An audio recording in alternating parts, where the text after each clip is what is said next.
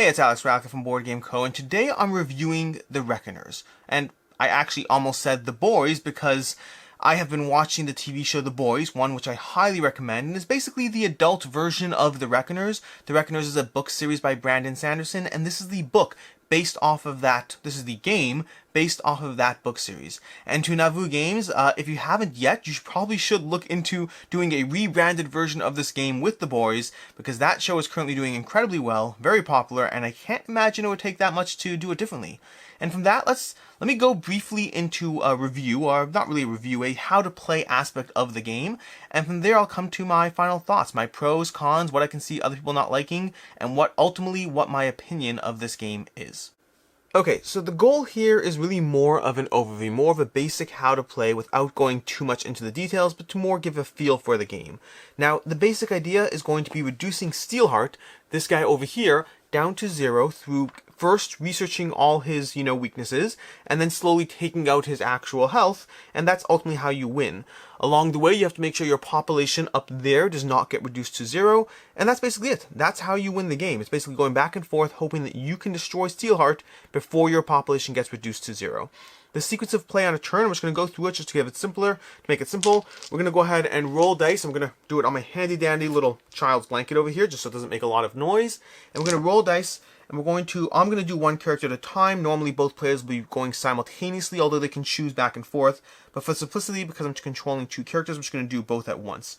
So I'm going to go ahead and grab these two over here, and I forgot to actually set up my guys on the board, so let's go ahead and do that.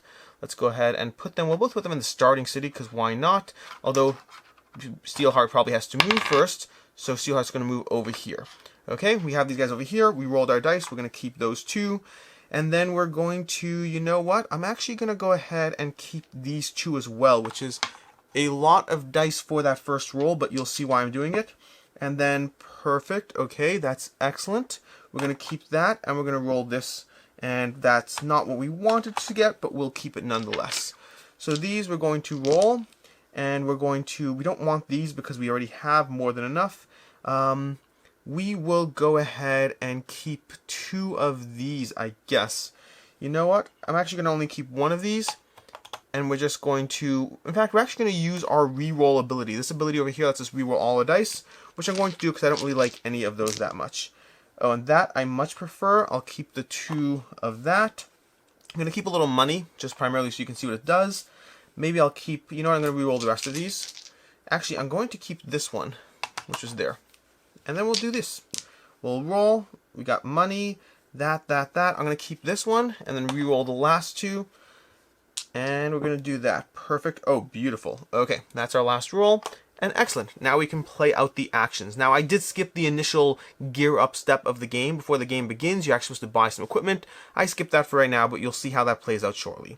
From there, we're going to assign our dice. We can go back and forth taking our actions however we want. You can utilize any single die to move or remove a barrier. But past that, the actions are very specific.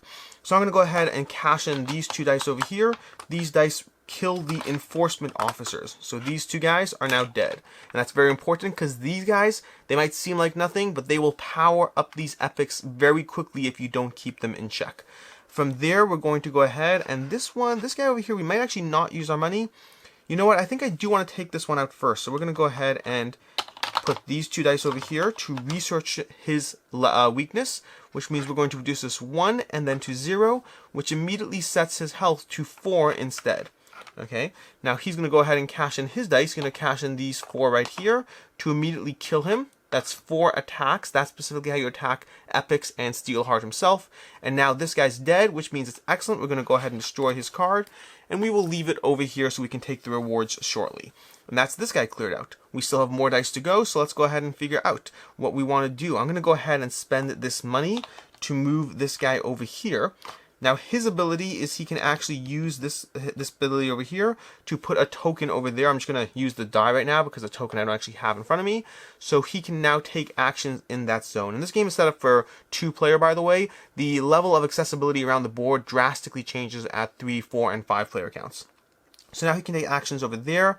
This action is not going to help him, unfortunately, which means he can either use it to move or break barricades, not much else. But in the meantime, I think he's going to go ahead and use this to attack let's see, we're going to attack her while over here. He's also going to give up this to attack them over here.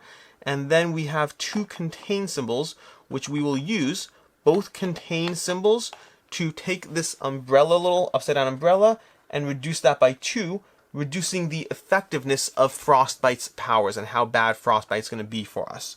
We lastly have this last one, and I'm just debating whether to move or not. I think I'm going to go ahead and use this last one to move, just to set ourselves up for a next round over here.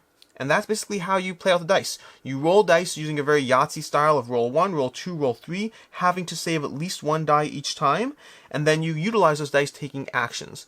From there we collect rewards. Now specifically this one over here is going to be 2 research on Steelheart himself. So we're going to go ahead and reduce Steelheart to 18 research skill level, and then 2 money, and so we are going to upgrade our money track by 2 over here. And that should set us up for basically for the actual, turn. And then lastly, we get to spend money on rewards. So for that, I'm actually just going to drag this card tray and hopefully not spill things. I'm going to bring this closer. That's going to spill. Oopsie daisy. Okay, this was not well planned, but I just want to bring this in view. So I'm just going to draw an extra card to fill the one that spilled off. And now we have over here, we have 6 money to spend, 4 from the initial setup, which we hadn't used, and 6 to spend on our actions. And I'm going to go ahead and spend 3 on fuel cells, and I'm going to give that to Abraham, but you'll see why, because he has more dice rolling. This card over here lets you treat any dice roll of 2 as if it's a die roll of 3, which can be very helpful. These 2s would have been 3s, which is insanely powerful. And we have 3 left. We do want to make sure that Cody gets something. We could give Cody a green die, which would give him a little more flexibility. We don't have enough for Safe House. We're going to go ahead and give Cody a green die, reducing ourselves to 0. Although technically, let's see what comes out first. Maybe we want something else from what comes out first. Ooh, the drone is super fun, by the way. This lets you kill 2 guys in any area. But we're going to go ahead and grab the tensors, and we're going to get assign that to Cody. Over here, this guy can now move out of the way. And then we're going to just go ahead and put this back, hoping that we don't completely destroy. You know what, I'm just going to leave this up here, a little bit more grabbing distance for me personally. Okay, from there we're going to start by assigning a new epic right away to the board. They come in at 0 over here. So in fact, I'm actually going to not use this one because I actually don't know that one. It's a little promo pack thing. I'm going to put this over here. We're going to reduce this one to 0. Not to 0, but to 1. And then from there, we're going to set their initial research to 4 and their health to infinity, which means you have to research them first. And then we're going to go ahead and take out their actions. Now, starting with Steelheart's Zone, each epic will take their action. Frostbite's going to accelerate Steelheart's skill over here, upping it by 1. Then going clockwise from there, he's going to take a die research action, which is going to lock off our dice. This action over here will slowly lock off our dice as it goes down. And then over here, we're going to have a barrier created right over here. 2 population lowered, which will lower on this track. That's just out of the camera zone. And then we're going to increase Steelheart's action over here. And then finally, Steelheart himself will take actions. He's going to destroy the population to a total of 4 up here, bringing us down to 34 population. Gotta be careful there. He's going to do 2 research on the die track, 1 more, and we're going to lose a die. He's going to put 3 people total on the board in groups of 2 starting in his zone. So we're going to put these guys over here, and then 1 clockwise, and then 3 barriers, which is a lot. Barriers will prevent entry in and out of an air location. It's going to make it much harder to move, which makes me fairly glad that we have people in 2 different zones already. And then from there, we'll take 1 more turn, and then we'll call that a wrap on the actual rules aspect of this game, because I just want to give you a feel for how to play. So again, we'll take our dice back. Cody's going to go ahead and roll his dice. And boom, okay, great. I kind of rolled that, but I'll take it. Cody's going to go ahead and take the money, because I like having 2 money. We're going to go ahead and grab one of these. So you know what? I will grab that one, and we'll re-roll these. Where's Cody? Cody's over there. We really need to get some research in. Does Cody have a double research? No, we're going to keep the research over here, and then we're going to roll these. And we'll keep the contain epic, and we will roll these. I got a research and a money, which we now have to keep, unfortunately. So that's going to be a little hard, because Cody's going to have a harder time dealing with that guy, because he has infinite health until we research him. Nonetheless, we're going to go ahead and have Abraham roll his dice. Abraham will have, Cody actually has an extra green die, which I didn't think about, but we'll go ahead and roll a fictional green die and give him a money. So he has a money over here, we'll have to remember. I'll just up the money there because I didn't grab this from the box. Then Abraham will go. Abraham's going to keep this, which is awesome. He's going to use his second roll to roll these, keeping this, which is awesome. And then he'll use his third roll. In fact, Abraham will keep one of these. So we're going to lock these off. And we still have our re-roll, which we haven't utilized, which we'll roll these and probably use our re-roll depending on how it plays out. Yep, we're going to go ahead and use our re-roll. And we have these, which is more than I actually need, but hey, we will probably use them in some way or another. Okay, that covers that. And then we'll go ahead and take our actions again. So we up our money by 2 on that track over here. That plus the one from before puts us at 3 money. We're going to, oh, we have another one over here. That's 4 money. So it's more money to buy cards, which cards are a lot of fun, and they are how you will slowly power up your epics. We have 2 research. Now I'm going to use this over here to move, and I actually forgot to move Steelheart, which is something you do every round, but it doesn't actually make that much of a difference. So I'm not going to overly focus. You know what? Let's go ahead and move Steelheart. He moves 4, which means he effectively moves 1, because 1, 2, 3, 4.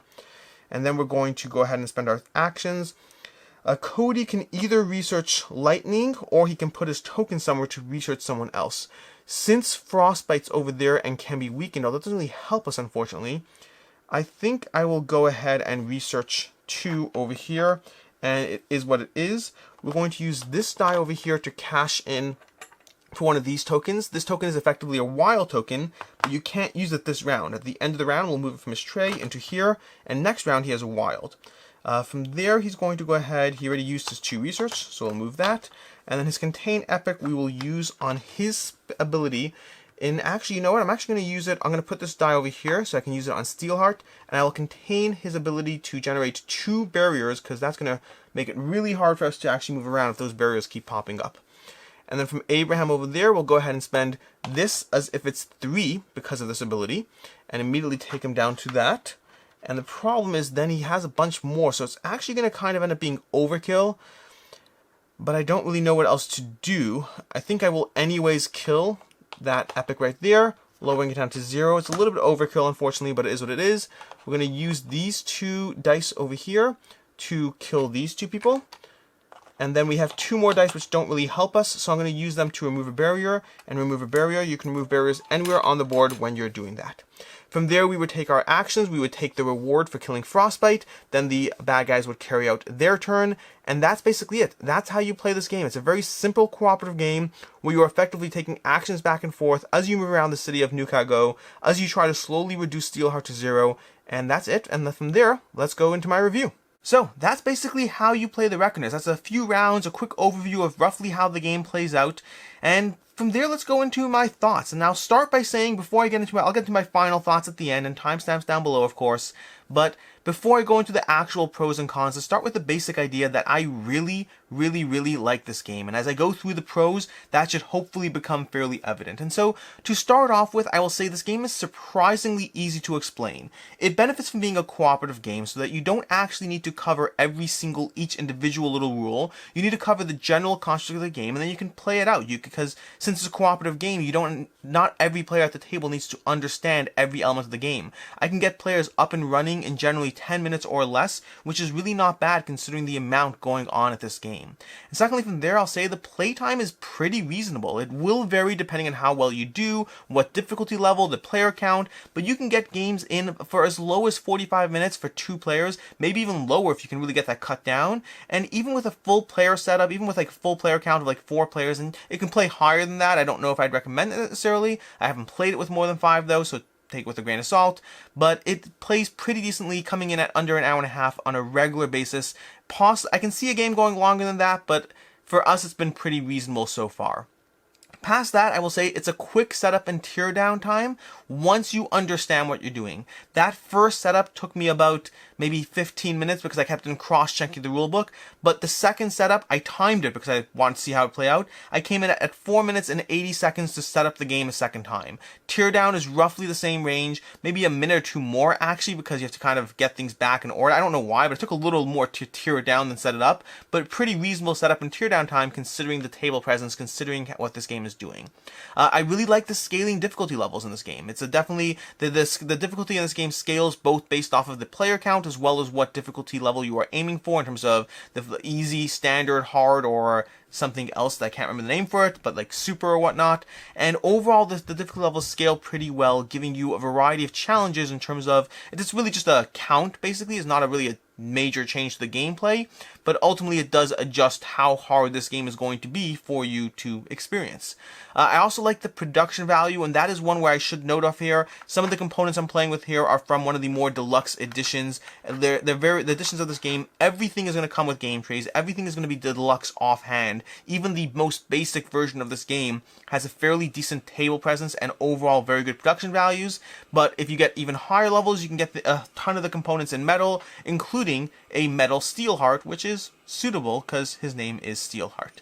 I also like the fact that this game is good with various player counts. This game plays really well with 2, 3, and 4 players. I have not played it with 5 or 6, so I can't comment on that. I imagine the downtime would already start to drag it down a bit. I like the fact that 3 and 4 players, while it does add to the downtime, adds a lot more to the actual map interaction of moving around the board, as well as the teamwork element of trying to figure out who's going to do what for what. At 2 players, it was still thoroughly enjoyable. A little less teamwork, a little less map interaction, but still really enjoyed it with 2. And I haven't played it with 1, although I believe the best way to do it is just to tag team multiple characters when you're playing it with 1. And even with 2, it's worth noting you can play it with multiple characters, even at 2 or even 3 players, although it will definitely add to the table space, the downtime, as well as just the overhead of the game. But I like the fact that it's good with multiple player counts.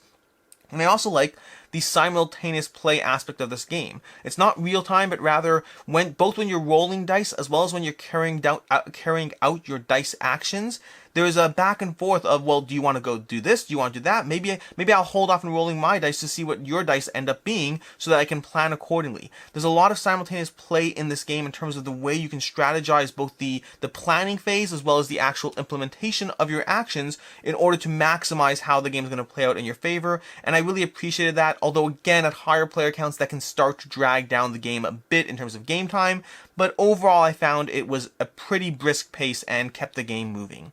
Next up, I'll say the equipment and characters. I love powers, something if you've watched my content a lot, you know I love powers of any kind in any games. And while the player powers themselves ultimately come down to a card ability that is good, I won't complain. For me, the highlight was really the equipment cards, that slowly but surely you grab equipment cards that level you up, and that's an integral part of the game balance as well. It's not purely about the powers and whatnot, but it is a big part of the game balance to keep things flowing, to keep things moving in this game.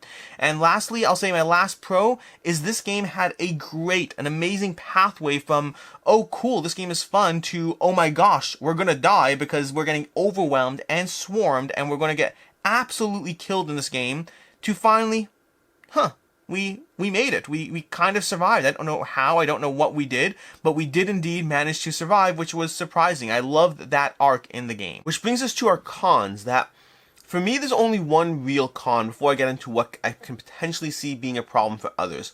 And that one con is that despite the fact that the overall game is fairly thematic in what it's trying to do, despite the fact that it actually very nicely ties into both the Reckoners and the Boys, and as a fan of both of those series, it makes me feel like I'm doing the right thing, the same thing, not the right thing.